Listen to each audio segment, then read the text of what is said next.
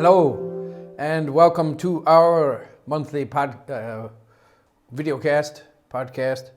about tea. The Global Tea Hut is, of course, a magazine and comes with tea every month. It's also a community. This very special award-winning magazine is completely ad-free, so it's through and through tea wisdom every month on all kinds of topics. This month, we're following in a tradition. I think this is our fourth year. We'd like to have some issues that are like following a tradition that kind of marks the year, because in traditional Chinese cosmology, at least, the understanding of the universe is very cyclical. And I think that's something we have lost in the modern age, is that connection to the cyclical aspect of nature, especially with climate change and things. So we try to create some issues that kind of like lock in, and we do that for January and February every year. January is about food, diet, the relationship between food and tea, and February is about Zen and tea, which are one flavor. So that's a preview a little bit for February.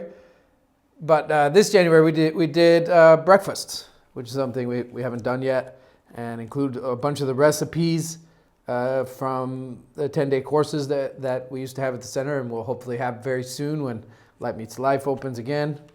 And the breakfasts there were really epic, so we decided to do that. And we have a photography contest going until February 15th. You can make any of the breakfasts from the magazine and take a photo of it and win some free tea. Of course, ingredients around the world differ and change, and we understand that, so you don't have to actually follow the recipe exactly. You can do just something like inspired by it. The recipes are there just to inspire people anyway. So make changes, be inspired, and do whatever you like, and then take a photograph, and we'll be giving away some free tea. We can talk about the diet issue if you want. Some other changes starting 2020. We've started putting in some brewing guides. We got some suggestions to have a little bit more brewing advice for the teas. So for each tea of the month, we used to do these articles called Deeper Session, where we dived in a real geeky way into all the nuances of how the tea was made and where it came from, and that's great. And we might return to that. It's wonderful. But we've done that for years, and a lot of that information survives in our archive, and many of you have copies of the magazine. So just to change things up a little bit this year, we're doing some brewing guides.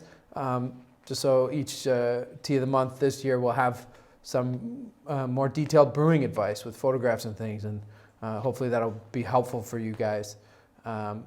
We've also lifted our own internal kind of constrictions on the length of the magazine. So we had a desire to make the magazine 60 to 64 pages for the last few years. And this is kind of a year of rest and retreat and relaxation for us. So we've just kind of lifted that. We're going to let each issue be whatever it is. So January was 44 pages, February was 48. March might be 60. It can be whatever it is, and we're just going to let that be. A lot of people say it's a lot to read in 1 month anyway, so I don't feel like there's any, that you guys will feel like you're chinced or anything. There's still plenty of information. It's still ad-free. It's still cover-to-cover tea stuff. So, it's still the same great magazine. And we're going to be, making some other changes this year, and hopefully you guys like them. In other news, a couple other things. First of all, on March 1st is a very special day. On March 1st, I will be in Los Angeles, and we'll be having a big fundraiser there. And we wanted to open that up to the whole world. So there's going to be a bunch of communities all around the world, including Sweden and et cetera, et cetera, et cetera. Estonia, all kinds of beautiful communities of tea family around the world. On March 1st, they're going to be hosting events.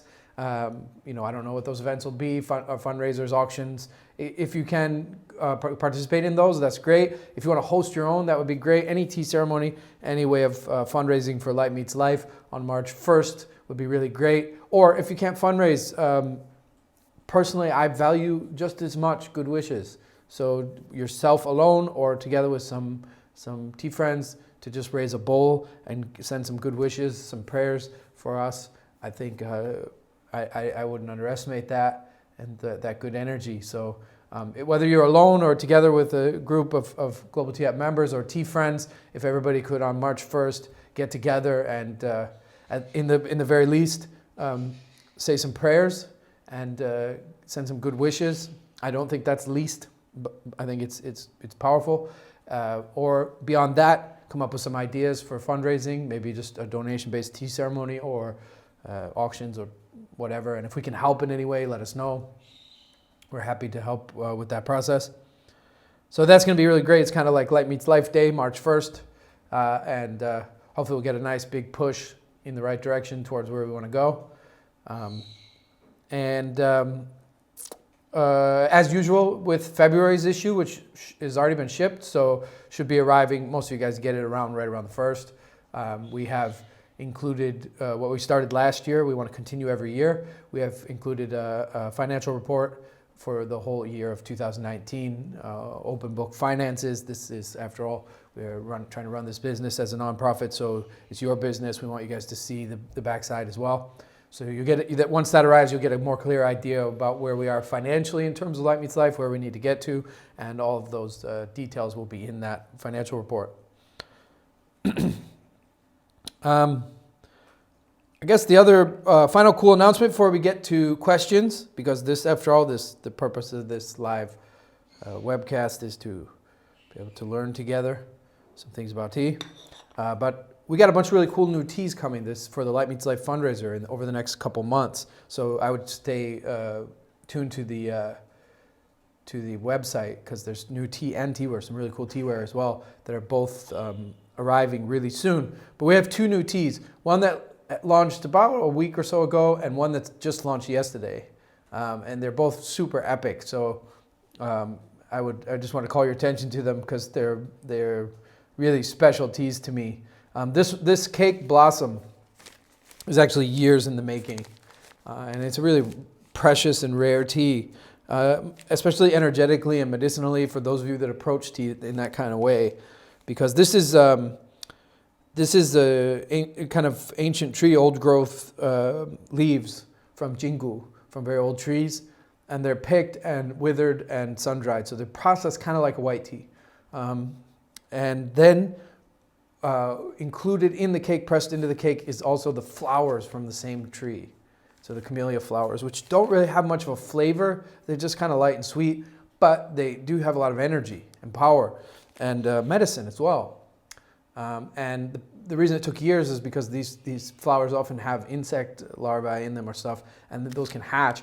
And they won't eat the tea, but they'll eat the leaves. I mean, they'll eat the flowers. They won't eat the tea leaves, but they'll eat the flowers out of the cake. And so we had to figure out ways and experiment with ways to prevent that from happening. Eventually we stumbled upon a method through a lot of trial and error, but it's a really, really beautiful cake. And the energy of being able to drink the old growth tea leaves mixed with the flowers from the same tree, there's a different kind of frequency and a different energy and a different chi and a real different feeling from drinking this tea. It's also super delicious, and it's also very easy to brew. So you can brew it gongfu or side handle or leaves in a bowl. You can boil it. It's wonderful boiled. You can do kind of anything. You can even steep it in a large pot. It has a really beautiful, beautiful energy, and it's also absolutely stunningly delicious. These are very limited. I would jump on this kind of quick. And then we discovered recently one of my new lifetime favorite teas. It's up there with like Bin Bowl. We've named it Ancient Highway, the Ancient Highway. The Ancient Highway is a early 90s shopur, loose leaf shopur with lots of buds. So it was at that time probably a high grade blend. It has beautiful flavors that I appreciate a lot in a show, just the hints of camphor. Usually that's due to camphor trees being around the tea. Actually, it will taste like camphor. And absolutely impeccable storage, a bit like Shaman's Drum and Bimbo. Both have very, very clean storage. The storage on this tea is impeccable. It's just perfect, not too wet, not too dry, just absolutely right on target. And so the flavor and aromas are really, really nice. And then the energy of it is very nice. It's not as grounding as as a lot of shows, but it's not like super uplifting like maybe Galactivation or something like that. It's somewhere like right in the center. I drink it, I often feel very centered and kind of ready for the day. So not like tuned out or like zoned out with a need to like come back. I feel instead very very centered and calm, which is a really wonderful feeling. So it's almost like a 5-element blend that's properly done. The feeling when you drink this tea is almost like that. Like if you ever had a really well blended 5-element tea, the way that you feel after that, and that so centered and focused when the blend is done properly. That's kind of how this tea makes me feel. I absolutely adore it. As soon as we got it, we've had it about 2 weeks, and I think in the last 2 weeks I've had it as my tea for the day like 10 times. I even had it twice one of the days. I'm drinking it now, so like the run is continuing. Back in those days, the artificial fermentation, the piling was often not as heavy as it is nowadays, which is 45 to 60 days. Back then they usually stopped it sooner, which means that the tea that's, that they do very strong artificial fermentation, you can just kind of mellow it out for like 10 to 15 years, and beyond that it's not really going to change much. But because the artificial fermentation was only partial, the Woe was only partial, such teas like this actually change over time. And so there are actually underneath the like camphor and mellow show, once you, especially as you brew, by steeping, there are flavors. Also the chanxiang, the flavors of aged shengpu are in there. Of course, not as strong as an aged sheng, but the hints of those flavors are also there really beautifully. The qualitative like profile of this tea is it's very, very good, and I really, really appreciate it. This is a perfect tea to store, drink, appreciate. Of course, with both of these teas, tasting is believing. The truth is in the cup. Don't listen to me. Get some and give it a try. You'll be really happy that you did. The blossom, I would move a little bit quicker because it is very, very limited, because the amount of flowers on the trees, of course, is extremely limited. And then to be able to blend that with such old growth material. And kind of, I wanted the tea to be kind of unprocessed, so the whole thing is kind of wild and medicinal. It's a very, very special and unique tea. I've never really had anything like it, and the energy of it's very powerful and different. It'll open up a new doorways for you in tea. And then this Ancient Highway, I'd be happy on an island with just this for the rest of my life. It's one of those teas, like Bin Bowl, like there are several other teas like that in my life, but this is a new friend that I met and loved immediately, and I think we're going to be friends for a long, long time, him and I. So I would at least research into those. You'll be happy that you did. You'll be really happy that you got yourself some Ancient Highway. And Blossom opens up all kinds of new doorways in tea that you haven't experienced. So,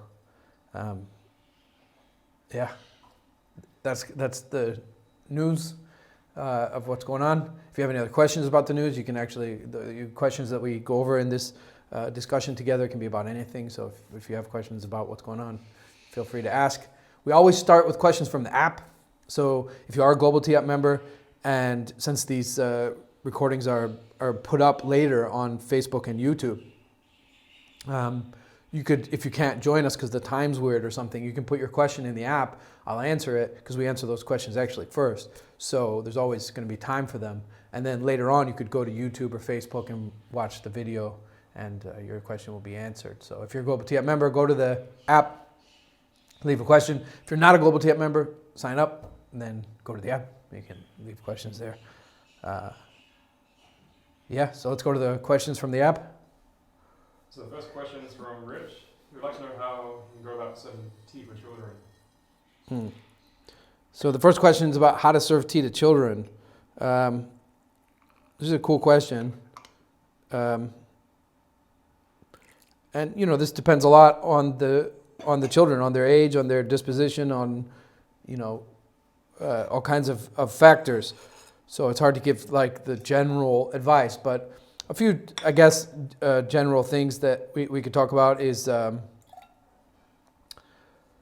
well, first, I mean, adults, we don't use bups, right? Bups are small bowls that you can't tell it's a bowl or a cup, and most of you know. I always have hashtag bups are for kids. So bups are for kids. So you might want to get a smaller bowl, right? But don't use bups if you're an adult. They're silly pieces of teaware that don't belong anywhere. They're weird. But for a child, a bup is a bowl because their hands are small. So you want like a small bowl. That might be helpful. They like having their own teaware, of course, right? As opposed to using the adults, they like having their own. So, and that's also can be a positive lesson to teach them to care for it because it is fragile. I think children do not appreciate like unfettered silence, like you know, indeterminate silence. Like we're gonna sit and be silent and nobody knows how long. So it's very helpful for them to know how long they're going to have to sit. And actually, you can put the amount of time in their control, which also has a kind of subconscious effect on them that's powerful. In the sense that you could say like, okay, let's sit down and be quiet and drink one bowl of tea. And now the length of time that they have to sit there is technically controlled by them.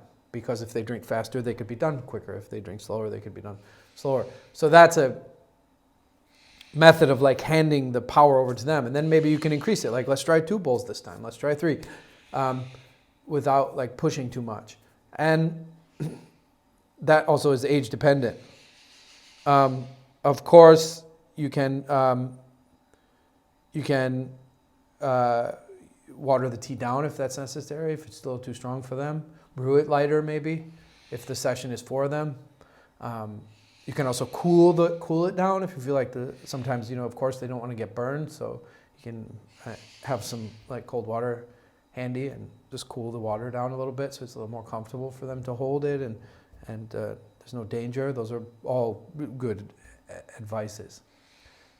And try to make it without pressure, make it fun, make it something they want to participate in as opposed to something they have to do or some form of like heaviness, right? That's my general advice. There's another question from Rich. He's had a year off serving tea and would like some advice on serving tea publicly again. Serving tea publicly, there's a question about how to serve tea publicly. I feel like that's a little bit of a tricky subject. I don't know what that means publicly. For me, you know, in this lineage, of course, you can't learn how to serve tea if you don't serve tea. So I'm always encouraging people to serve tea. Serve tea to your friends, to your family. Serve tea all the time. Serving tea publicly is a little bit of a different game because it's a little more formal and people are going to be looking to you. And so you have to make sure that your form is proper because when it comes to a ceremony, the form is like the incantation. It's like without the proper incantation, the spell can go wrong.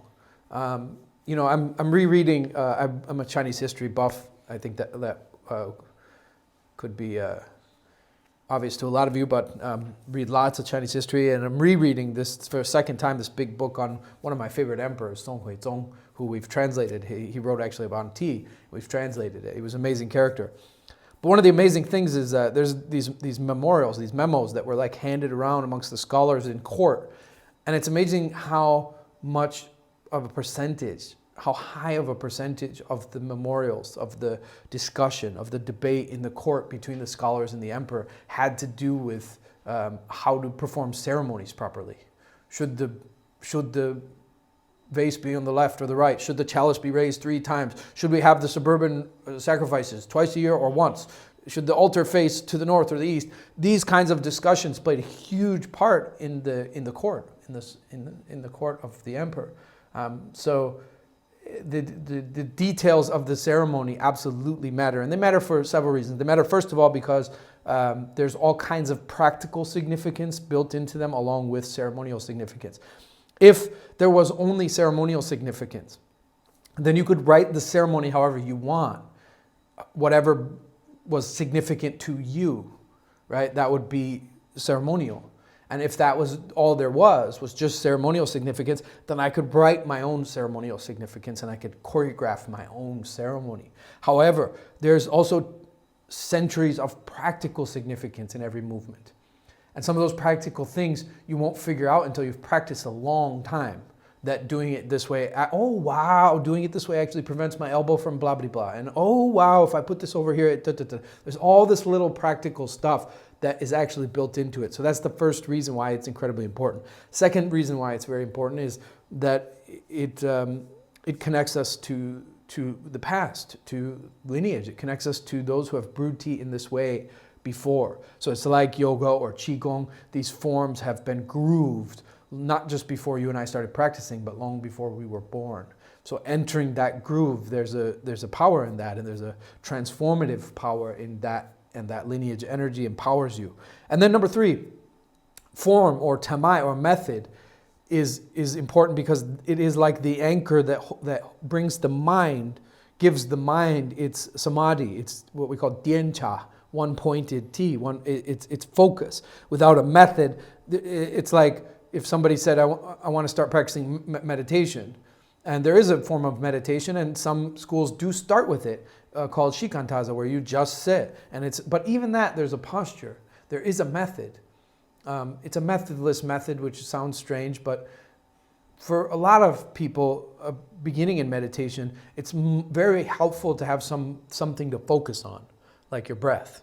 And if you focus on your breath, that can concentrate the mind and allow calmness and presence to arise. So in the tea ceremony, the proper method is like what our mind focuses on to get our samadhi. If you're just randomly brewing tea and relaxing and sloshing things around, you're not going to get that one-pointed mind. You're not going to get that meditative focus and presence, and those are important. These are the 3 main reasons why the method is so important. And there's a 4th one, which I started out with, which I don't usually include. I usually just talk about those 3. But the 4th is the mysterious part, the part that you can't really talk about, the magic, the fact that it is an incantation. And if it's said improperly, the effects of that, let's just leave that. Like Harry Potter, you say the spell wrong, stuff goes awry. So form is important. It's very important. And if you're going to serve tea publicly, people are going to be looking at you as a representative of that form, and they're going to ape you. So you have to be sure that your form is proper. And in order for that to happen, there has to be training. And so, this is where public tea serving can be dangerous for yourself and for others. Dangerous not in a strongly inimical sense, just in the sense of misleading. I guess for an analogy, the analogy maybe is a little stronger than this example. So the analogy would be like, if your friend comes over to your house, or your family or somebody you're close to comes over to your house, and they have a stomach ache, and they're like, oh, my stomach hurts, and your grandma has a home remedy for stomach aches. I don't know, let's say it's some kind of peppermint brew. It's perfectly fine for you to make that peppermint brew and be like, this is good for stomach aches, and give it to that person, right? There's nothing wrong with that. But it's a whole other game to set up a clinic downtown with a shop where you start selling medicine to people, right? There's a reason why we have legal precautions against such things. That in order to do that, you need certification, because there's legal ramifications. So the legal ramifications came out of the importance of that kind of training. The analogy doesn't fold perfectly onto tea, because it's a little bit that kind of medicine is obviously more, when used inappropriately, it's more dangerous than just improper form in a tea ceremony. But the analogy holds. So if you're going to go that road, and you're not trained, I'd make that clear at your ceremonies. I think another big danger is that where people often want to go with that is charging money. So they want to use tea ceremony as a way to create financial resources. I feel like that's incredibly dangerous when you start mixing your Tao with money. So I would especially keep that out of the equation as well. That's basically my explanation and my advice. It's just those warnings. So be trained properly. Make sure your form is impeccable. Ideally, you have the certification of a lineage holder so that you're representing properly on an energetic level as well as the form is proper. Keep money out of the equation, or at least do it in a very, very clean way. These are my advice. And then otherwise it can be really good. A way around that is if you have a group of people locally, like, and you want to have more public tea gatherings, you'd be really open about the fact that nobody's holding lineage and that it's just kind of a study group or something of people coming together who love tea. If there is someone that maybe has a more clear practice in the sense that the form is held properly, that person could maybe take a stronger role, things like this. And slowly we can develop communities properly. Otherwise, the ceremony just wonks out and the form is just lost as it gets like coconut telephoned, where this person just randomly grabs it from this person and then they start writing their own ceremonial significance onto things because they don't understand the history or lineage or why, or even understand why the form is important, because a lot of people nowadays in this secular world, we didn't grow up with traditions. We have some like basic traditions like Christmas and putting a Christmas tree or some basic things, but people often don't even know where those traditions come from or the significance of them, and so tradition isn't held in esteem. Innovation is. So kind of the breaking of tradition is something that's more esteemed, especially in the West. We esteem innovation over genius, right? If George finds the cure for cancer and then, 3 months later, Sally comes up with the same cure and her work was done over this, like, let's say it took both of them 5 years and they both were equally genius and they both were they didn't even know the other was doing the work, right? Still, nobody will remember Sally. So, and her genius will be set to the wayside because she wasn't first. So we value innovation even above genius, actually. So this is where we aren't. Some people maybe don't even understand the value of that kind of traditional way of doing things, I guess.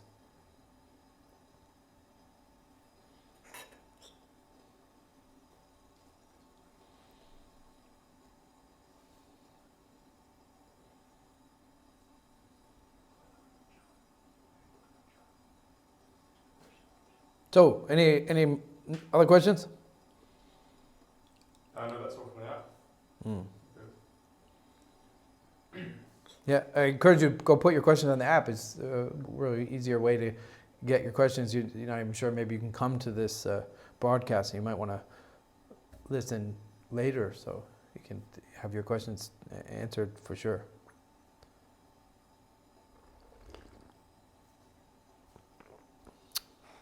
So we have a question on Instagram from Frederick. He'd like to know how important it is to sit for a longer session when drinking tea. Is it beneficial to have more than 3 bowls? So questions about how long should a session be? I think a session should be, at least 3 bowls. I think even a session where there's going to be conversation, we're going to chit chat, which is fine. Not all sessions are heavy and ceremonial. But even such sessions benefit from 3 bowls of silence before the conversation begins, because then the conversation comes out of like stillness and awareness. There's a saying in Chinese that's older than the modern word for tea, which is cha. The saying is ping ming lun dao, which means drink tea and talk about what's important. Talk about the dao. It's an old thing. So, when you have those 3 bowls of silence, then the conversation tends to turn to what really matters, is basically what I'm saying. How long the session is depends really on the situation, obviously. The people, how much tea they can drink, how much time everybody has. Like, is there an allotted time? Has this been scheduled for like 90 minutes, or are we free? If you're free, then you just let it go until it feels right to stop. It's very important for ceremonies to have a conclusion. So in our tradition, we just end with water, cup or bowl of water.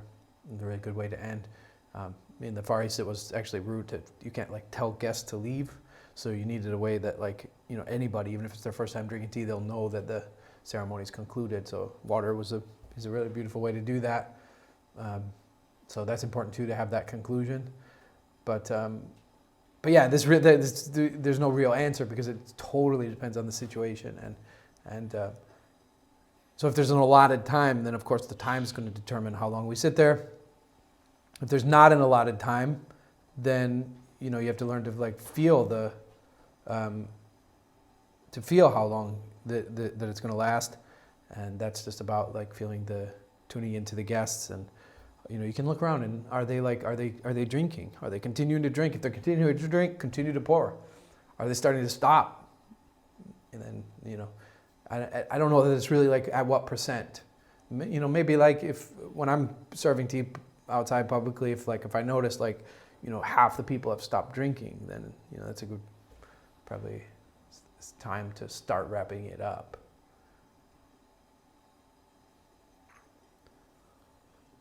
So we have a question from Cosmic Alchemist. She wants to know about the importance of correct diet in order to balance and nourish qi and achieve the clara medicus 9.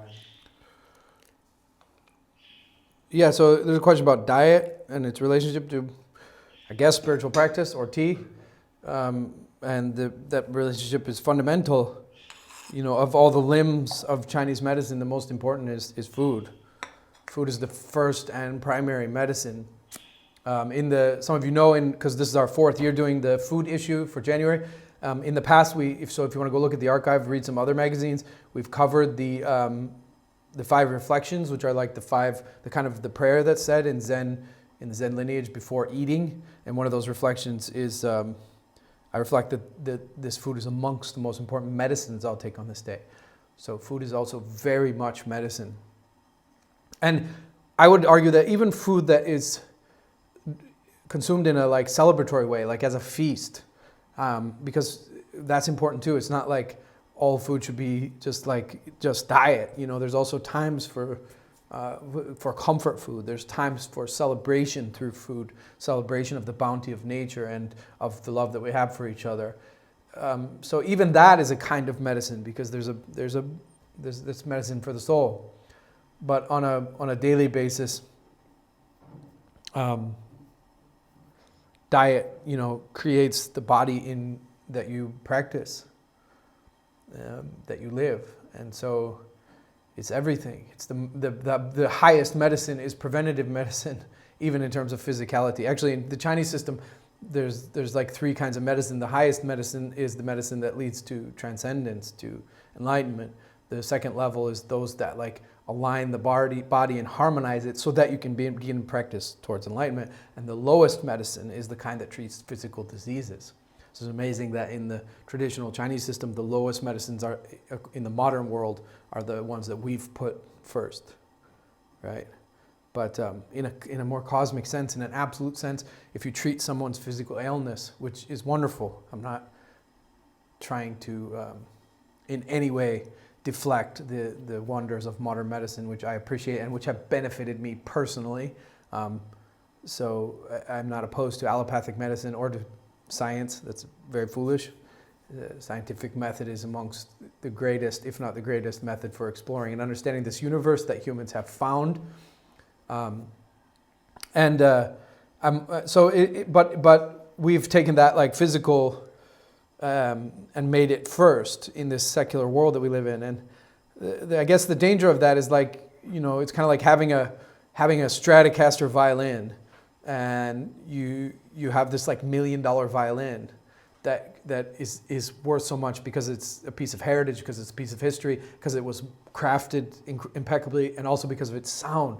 And so it's a kind of a shame if you have such a violin and you just spend all day, every day, polishing it and tweaking the strings and tuning it, but you never play, right? And there are a lot of humans that do this. They're constantly invested in the body, getting the body in shape, more training, more diet, more training, more diet. But then okay, my body's in shape. The purpose of having a body in shape is not to have a body in shape. That's a weird loop, because it doesn't matter how shredded you get, how healthy you get, you're going to die. If we treat a physical disease, that person, that's just a temporary relief. They're going to get another disease and die eventually. So the purpose of having the violin is in such good tune is that it will play better. So the purpose of having the body in tune is so that it will play better, that it will sound better. Its tuning will be better. It will be more sensitive and of more service and live longer, which allows more time for spiritual practice. So the longevity that was so important to like early Taoists was about having more time to practice, because practice is challenging. So more time for spiritual cultivation to grow more wisdom. So a longer life, grow more wisdom for the good of others, good of all beings, and a greater attunement, more sensitivity. These are the purpose of having a healthy body, and why investing energy in having a healthy body is important. But investing energy in having a healthy body so that you have more time to invest in having a healthy body, that's kind of like a rich guy who works 7 days a week, like 14 hours a day to get really rich. And he has like a boat and a car and a house and all these things, but he never has any time to enjoy any of them because he's constantly working to get those things that he can't enjoy. It becomes, you see this like weird loop where you're having a healthy body to have a healthy body to have a healthy body. So, you know, the purpose of having the violin in tune, that beautifully made violin, is to be able to play better. So the purpose of having a really healthy body and mind is to be able to use this body and this life. And so it's certainly worthwhile. I'm not trying to in any way demean training. I myself am, in this whole year, one of my main goals is physical training. I'm literally physically training every day, going to the gym all the time. Diet's very important to me. All these things are important, and the investment of energy in them is very important because on a relative level, my health is important to me. So earlier we were talking about a more absolute level in the sense that we're all going to die. But on a relative level, my health is important to me, and the highest form of health is preventative. And when it comes to preventative illness, there's nothing more important than food and diet. Without getting entangled in some kind of like, this is a charged issue. It's a charged issue, but you know, sometimes we got to address charged issues. I don't want to infringe anyone or push anyone to the sidelines. But tea certainly, as a practice, like a lot of practices, like meditation, like yoga, like a lot of practices, your tea practice will benefit tremendously from a plant-based diet, as will, I believe, your health. I don't think, you know, obviously there's a strong environmental aspect to that. There's also, like, for me, like, energetically, karmically, I don't think it's a coincidence that these new like major diseases like the coronavirus, which is now spreading, you know, whole cities in China are being cordoned off, and this is like SARS and MERS. This is a similar type of pneumonia. It's called coronavirus because of the shape of it. But these things, they launch into the human from our association with meat, with the meat industry. They're coming from animal to us, which is for me like a very strong, on a spiritual level, this is nature's, I don't know, comeuppance. It's not. I don't think it's a coincidence. You might want to read that more scientifically, though. And look, the fact of the matter is, though, that when you have a plant-based diet, and I think this is easily verifiable. Don't listen to me. It's the Buddha said the two measures of truth are: is it in concordance with the teachings of the wise, and is it in concordance with your own experience? And it has to be both, or it's not true for you, right? So starting with the teachings of the wise is a good place to start, but you have to experiment, you know. And I think tea people have a easier gauge for, I think most people when they start a plant-based diet, it takes maybe 6 months for them to feel any difference. But I think tea lovers, it can be within a month, your tea starts to change. You start to realize that you're more sensitive, you're tasting more, you're smelling more, you're feeling more. The more sattvic your food is, sattvic means like light, like retreat food. Right? The more light your food is, the lighter your body is. The lighter your body is, the more sensitive you are. It's conducive to meditation. That's why they've been aligned for like, you know, thousands of years. That said, again, I want to come back around because I know this is a controversial, charged issue, and I don't want to infringe anyone. So let me say something else very clearly. I do not think I'm cool because I eat a vegetarian diet, right? Nor are you are things not dying for you to live? There's always death in life. And something that vegetarians and vegans can make the mistake of doing is not honoring properly sacrifice. Thinking that you're cool, allowing your ego to get puffed up, like you're this good being or something because you do this. But, you know, at what point did Mother Earth tell you that she values her animal children more than her plant children? There is always death and sacrifice in every diet. Another of those reflections that we have before we eat, right, is I reflect on the effort and sacrifice that went into this food, right? The effort of farmers, of the cooks, but also the sacrifice. There's always death. We all eat death. And so if you are a meat eater, I don't love you any less. I'm not any cooler than you or more spiritual or holy. You know, it is, Jesus and Buddha ate meat. So obviously it's not a impediment to spiritual evolution.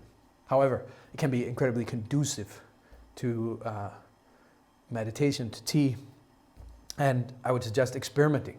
Go 6 months and on a plant-based diet and see if your tea changes, if your meditation changes. If it doesn't, I doubt the meat in the world will have evaporated in those 6 months and you can go right back to eating meat. If you can't go 6 months without it, then that also is a really powerful lesson. There's a lot of Zen in there. You can understand more clearly what is your, in essence, need for this substance. Are you addicted? Is it addicted? Is it psychological? Is it actual physical need? You'll be able to unpack that and know that for sure in your own body and psyche. And of course, this is all without even touching the environmental issues that are related to that whole industry, of which there's a tremendous amount, and you can go research yourself.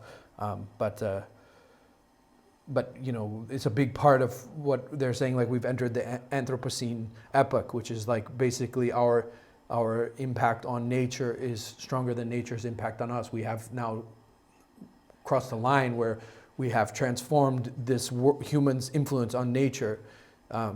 It is irrevocable.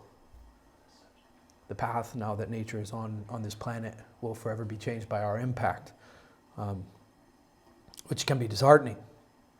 So this is why diet's a big issue also, right? Because it's not just about personal health, because you can't have a healthy organism in an unhealthy environment. And so we are our environment. And so even if a particular diet makes you healthy, but it destroys the environment around you, ultimately that makes you unhealthy as well. There's a complicated issue, obviously, it's deep. But I would suggest in any way a lot more, if not a plant-based diet, more plants, fruits and veggies, and a predominance of that in your life. The protein, actually, the protein source on from an environmental perspective is a first world problem. It's an elitist argument of where you get your protein source. If the majority of humans on this planet started eating the amount of protein that actually our body is designed to eat in order to be healthy and disease-free, which is something like 10 to 15% of our diet. If the whole world got to like 10 to 15% of their diet is protein and the rest is plants and veggies and seeds and things, that already would have enough of an environmental impact to clean up the earth. But actually most people, and then we could at that point have a discussion of where that 10% of our diet, which type of protein it's coming from, right? But actually most humans are nowhere near where they should be in terms of like 85 to 90% of the diet being plant-based. That already is a huge step if we just take the protein argument out of the equation and just understand what every doctor on earth agrees upon, which is that you should be eating like 80 to 90% veggies, and then where the protein's coming from is if everybody was doing that, you understand there would already be such a reduction in the meat industry that the environmental impact would be incredibly significant. And we can leave that discussion for another day. Because it is ultimately an elitist argument. A lot of people in this world don't choose what they eat based on health parameters like we get to. They choose based on what's available to them, both economically and geographically. So, very complicated issue, I understand. And we left with more questions than answers. And I myself also left with more questions than answers what to be done. So we have a question from Mariana. She'd like to know about different movement practices and how they benefit life and tea, and any better than others? And Movement practices are wonderful, obviously, yes. If on this side, like exercise and training, as we just talked about, so important. Like every doctor and every modality on earth agrees upon this. Like the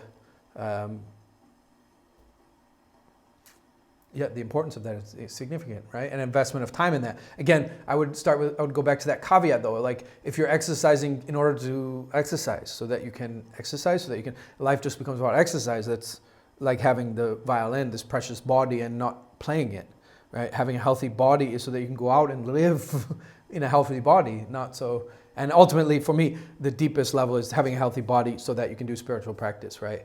It's like what we think of as yoga is the asanas, doing stretches, which has been like twisted out of its like sacred intention. I once saw a sign in somewhere in California that was like, no mantras, no Sanskrit, no hippie granola, just yoga, right? Which is absurd that it said no Sanskrit because the word yoga is Sanskrit. So they already like created irony even in the sign itself. But it also like deflates all of the essence of what yoga is, because yoga, in terms of yoga, means a yoke, right? Oxen or cows they don't have shoulders, so they can't pull anything. So they have to have a yoke in order to pull things. And so the word, its etymology is to yoke yourself to God, to connect yourself to the divine. And actually asanas or stretches are just one limb of all of what yoga is. And if you look at the old texts and scriptures and things, you can look into that. We have a beautiful article in this month's issue, right, written by Masha, one of my favorite Gongfu Tea members, wherever you are. Raise a cup to you. I love you, Masha.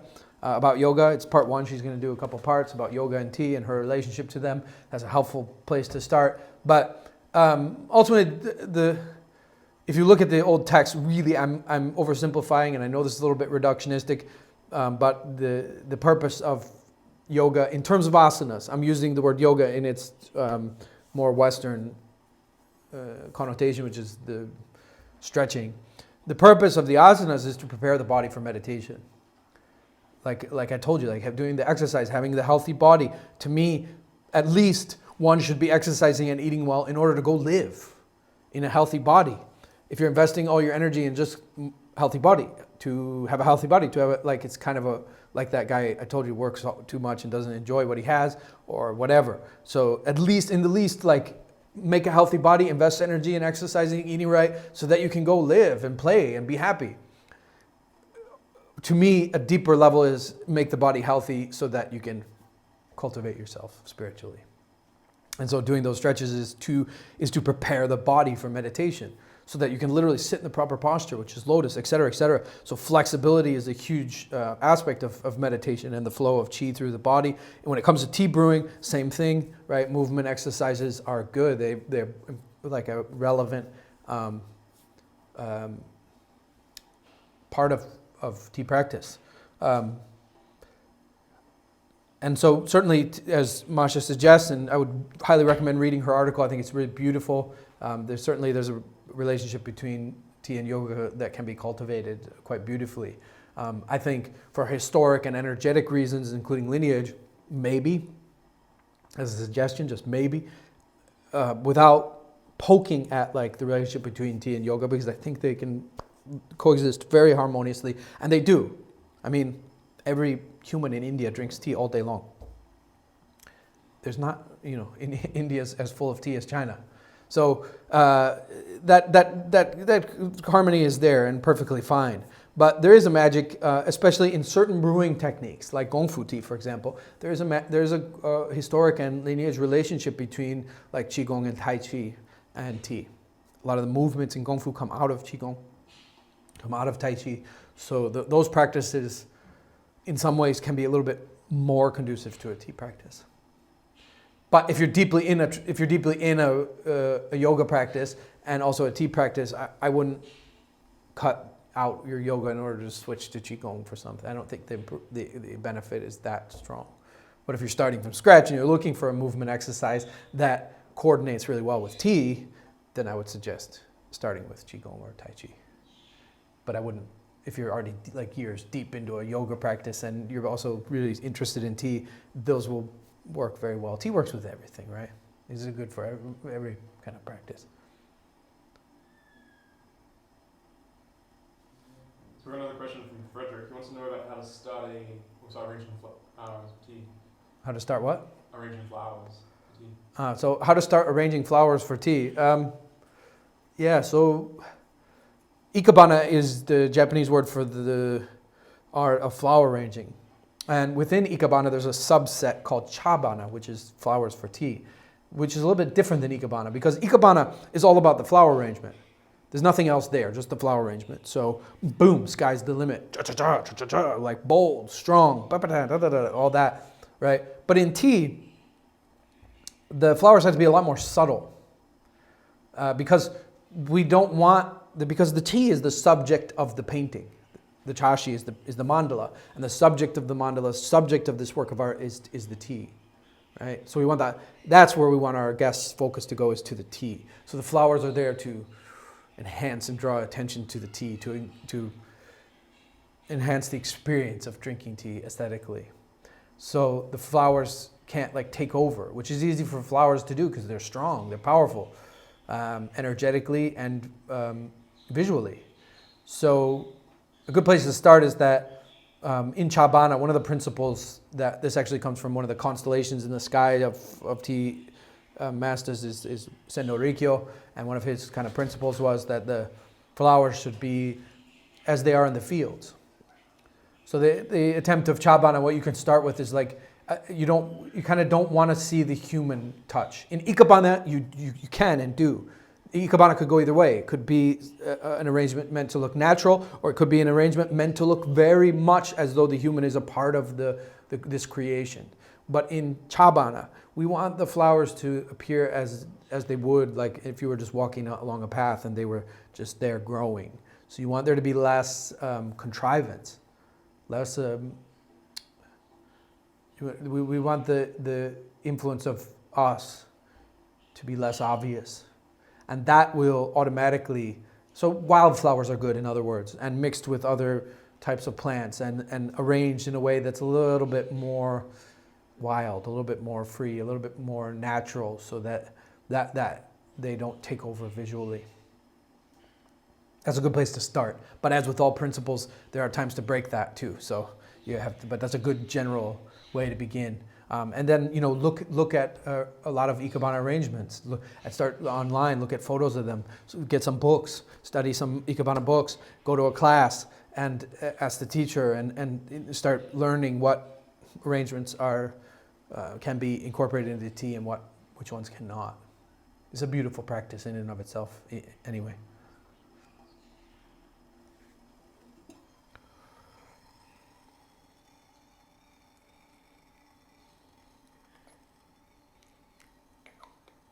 Okay, question from Facebook. John Zapanta says that he is fascinated with the topic of fire and wants to cultivate his fire skills. And also for Gongfu brewing, he's asking, he's a little bit confused on the order of pouring the hot water in the cups and onto the pot. Could you explain the order of that? Okay, so as far as fire, we have a whole issue on fire in the past. It's too vast of a topic for me to like condense into a 2-minute answer, unfortunately, John. It's just a lot of, there's a lot to it. Including understanding the different heat sources, like everything from electric. Within the electric realm, we have found infrared to be the best, and induction to be the worst. So we try to always avoid induction unless absolutely forced to use it. If you have to use induction, we found that the Philips stainless steel, if it's the right model, they are okay within that realm. But that's the worst in the electric. And then from infrared, we can move to gas. Gas is better a little bit because it's an actual flame. When you're using electric heat, you only have heat. You don't have fire. So you're missing the element of fire. You just have heat. But gas is a weird flame because the fuel is strange. So even though it can be fast and it can also be inefficient environmentally if you're using cans, which isn't the case if you're using a stove. But if you're using a stove, you got to get up there's issues with it. And then moving into alcohol, which is just to keep the tea warm. Alcohol can't really boil the tea, it's too small of a flame. And then moving into the ideal, which is charcoal. And charcoal is a whole world into itself, finding the right charcoal, the right type of brazier, et cetera, et cetera. I would recommend starting with a closed brazier, which there are two types of brazier: an open brazier, where you have the charcoal in the middle in an arrangement under the kettle, and a closed brazier, which is smaller and the charcoal is all packed inside. Closed braziers are a lot easier. They leave you less freedom and control, which means less skill and less freedom, less ability, but they're a lot easier to start with. And be very careful. Carbon monoxide is obviously toxic. You have to make sure your room has the proper ventilation. If it doesn't, you could maybe boil the water on a balcony or porch outside and then bring it into an alcohol burner. There's all kinds of aspects of fire. And then you get into what type of kettle and what it's made from, and is it metal, is it da-da-da. And so this is a huge, huge issue. I would explore the archive and look back on some issues that we have are all about fire and learn some more. And the second question about the steps of Gongfu Tea. The steps of Gongfu Tea are dangerous because Gongfu Tea is a different brewing. Like earlier today, it's kind of cool that I'm juxtaposing this, because earlier today I talked about the significance of form when it comes to ceremony in bowl tea, right? And having your form be perfect for all those reasons I said, because there's practical significance that you might not be aware of, because it connects to lineage, because it is the focus of our mind and allows us to create meditative mind, and because it's an incantation and a spell, and the spell has to be done properly. And we talked about in the dynastic times all the discussions they had about proper ceremony. But Gongfu Tea is different. There's some overlap, but it's very different. The only rule in Gongfu Tea is what brings about the best cup of tea. So it is pure skill. This is about creating fine tea, and that is the guiding force. So you have to experiment. You can't develop a step-by-step way of brewing Gongfu Tea and then I tell it to you and then you just ape it. That's no good. That's not good for you, because it's not what Gongfu Tea is about. Gongfu Tea is about in using the 10 qualities of a fine tea. And so the only parameters in Gongfu Tea, the only method, the only rule is what creates the best cup of tea. And so you have to do the experiments to know why the steps are done in a particular order. And not just, it's a disservice of me to give you some kind of formula in Gongfu Tea. We're going to do that in a brewing guide coming out in like March, but it has this caveat over and over, like I think 7 times I mentioned it in the guide. So you'll be able to look at that guide, and I can answer you. I mean, essentially, we shower the pot, steep the tea, shower the pot, warm the cups. That's the order. Shower the pot, steep the tea, shower the pot, warm the cups. But like if you just follow, that Buddha said that's how you make Gongfu Tea, you're off course, really. Your compass is now pointing west instead of north, and your whole path and flow will be misled, because again, what we're trying to do in Gongfu Tea is create the best cup of tea possible. So you need to understand experientially, not because I said, but because you experiment, because you understand why shower, why warm the cups at all, why these things. So that's very important for you to learn that. So Gongfu Tea is not as much of a step-by-step method. There's not as much tamai or method as there is in a ceremony. Though that there is some overlap. I'm separating these things conceptually to make a point. Actually, in reality, it's a little bit more confusing. But that's the basic answer to your question. Shower the pot, steep the tea, shower the pot, warm the cups.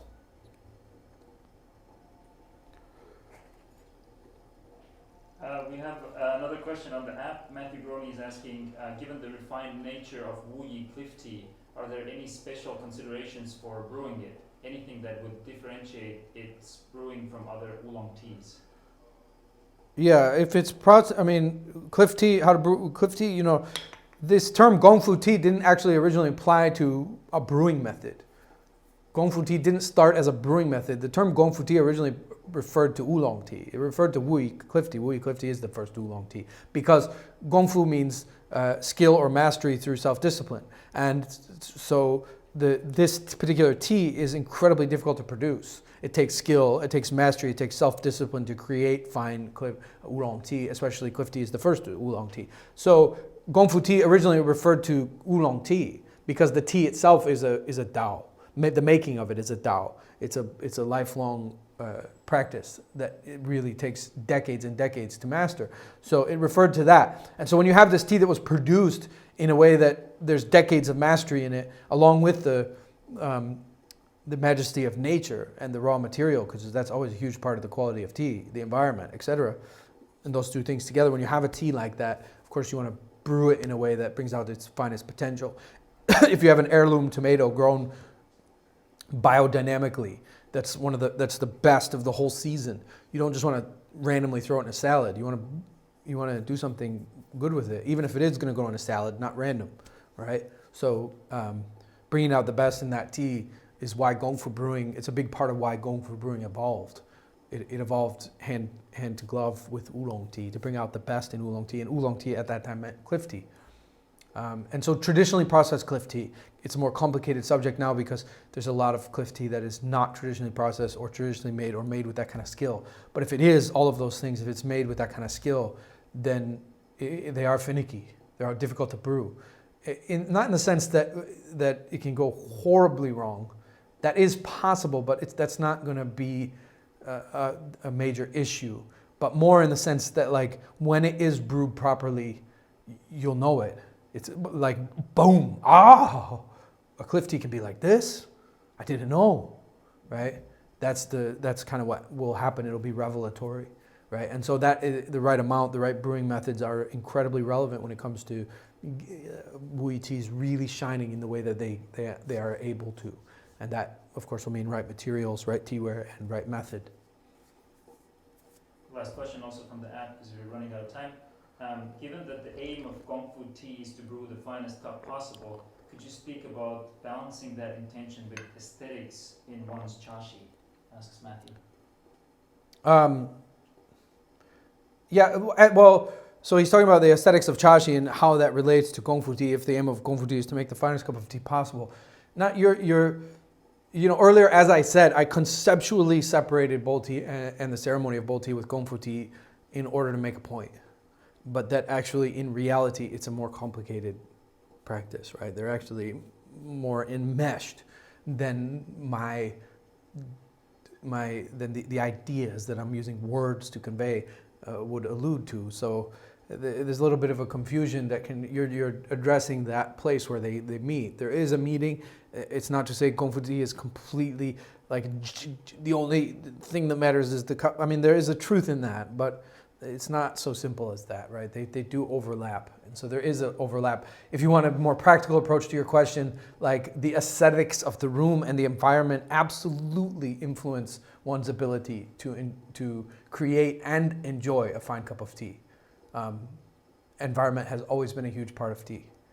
In going 1,000 years ago, tea lovers going out to sit in particular bamboo groves or on certain rocks. They were so geeked out, they were into like a certain water with a certain tea drunk in a certain spot, right? Which I can testify to. There are certain teas that brewed in a certain spot have magic, or a certain time of the month, like Kensho or Enlightenment are beautiful teas that are drunk at the full moon, outdoors.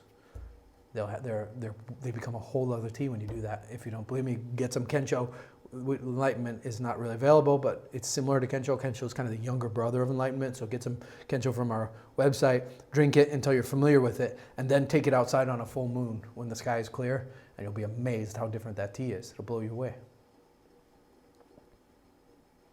All right, it appears we're out of time. Really great conversation. I learned a lot. Hope you learned some things too. More questions than answers, right?